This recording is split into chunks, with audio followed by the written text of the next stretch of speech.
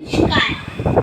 আজ পিয়ালি সুরবালা সাংস্কৃতিক অঙ্গনের রবীন্দ্র নজরুল জন্ম জয়ন্তী অনুষ্ঠান।